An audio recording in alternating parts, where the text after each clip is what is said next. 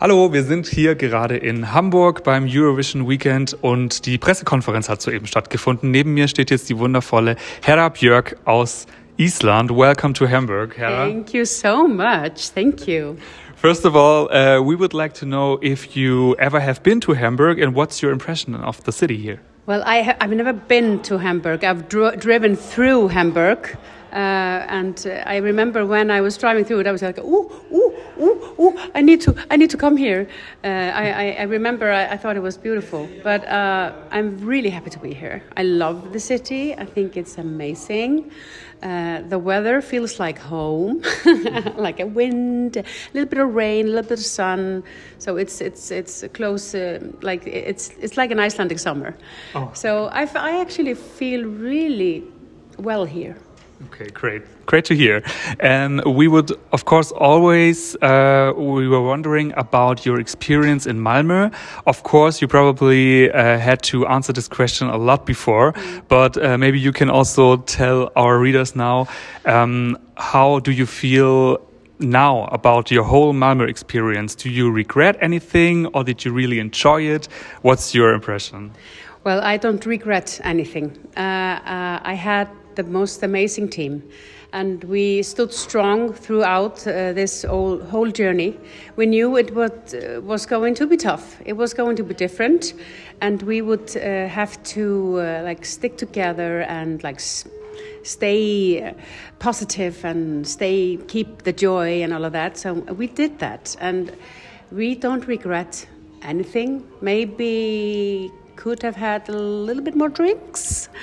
But but then again, there's no time for that when you're in the front stage performer. But afterwards, we've been thinking about it and processing it, and what we got out of it is like we now know how we don't want Eurovision to be. I think that's the biggest and most powerful lesson out of this. We don't want Eurovision to be like this, but on the other hand, our experience in the hotel with the other contestants, with the delegations, with the fans in Euroclub and Eurocafe and everywhere we got to meet the fans. It was fantastic.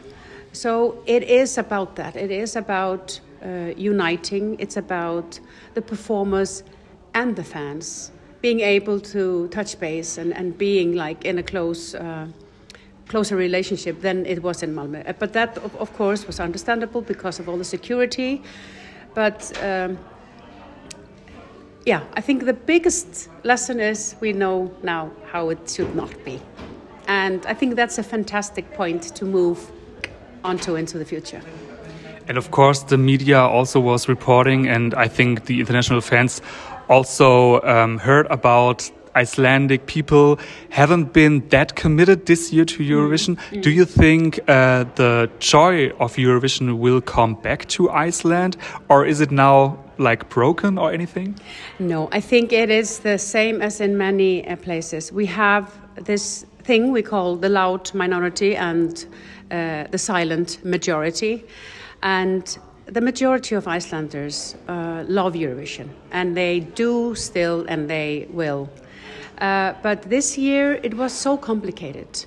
And when, and I mean, now, of course, I speak from personal experience, that when you put yourself out there, and I did so with presenting Scared of Heights at the national selection and then winning, you get a lot of hatred, and you get a lot of, just ugly comments, and you don't want to put yourself in that situation. So if you can avoid it, if you don't need to be me and, be there on stage, you can make a decision just to stay silent.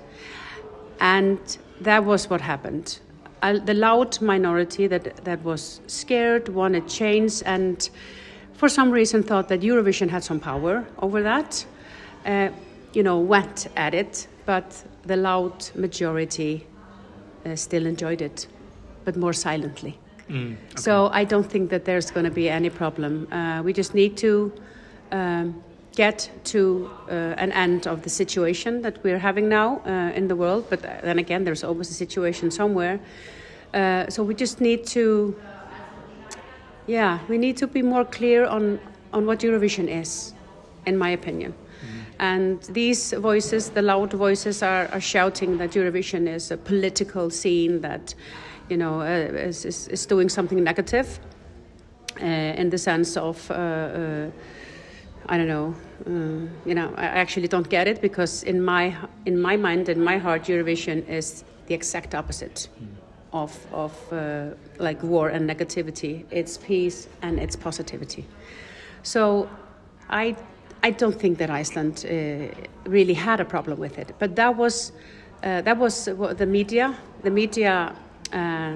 echoed that out from Iceland. So I get that, and I think that might have played a part in the fact that Iceland didn't quite get the attention we are used to this year, because when there is negativity, you just want to go like, nah, even though I got the, oh, Hera, we love you, Hera, you know that. And I do know that.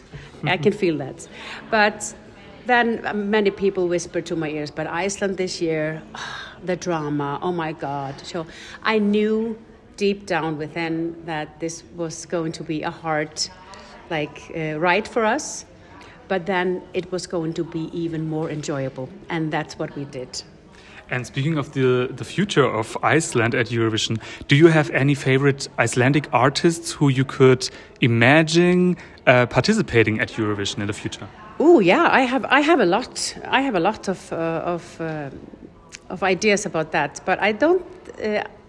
I need to ask them first, because in a way, now it's not about if Iceland as a population loves Eurovision. It's about after seeing how the musicians this year were treated, which musicians are ready to put themselves into this position. So I think that's going to be the hard part, and I hope we have some brave souls there that have a message to convey to Europe and would love to represent Iceland. But yeah, I have a few in mind.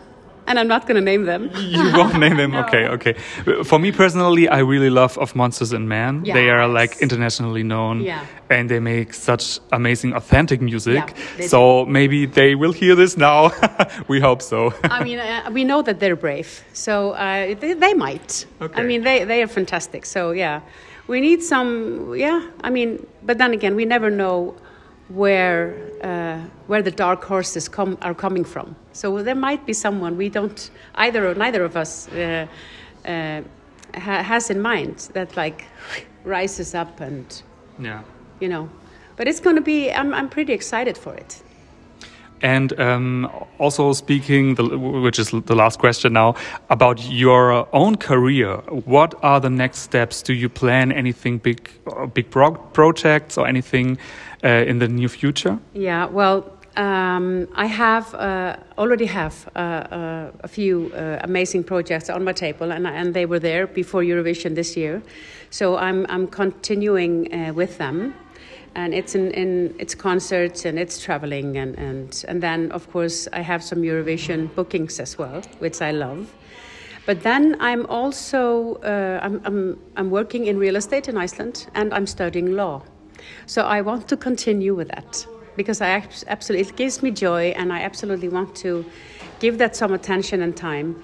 So at the moment I have a lot of cards on my table, and I'm like. I need to, in a few weeks, I need to go and take decisions and say, yes, no, yes, yeah, wait, something like that. Okay. But yeah, I have a pretty nice plate of options. Okay, so you're still busy with everything. Yeah, okay. Luckily I am. Then I wish you good luck for all the projects. Thank you. And thank you for your time. Have a nice time here in Hamburg. Thank you so much.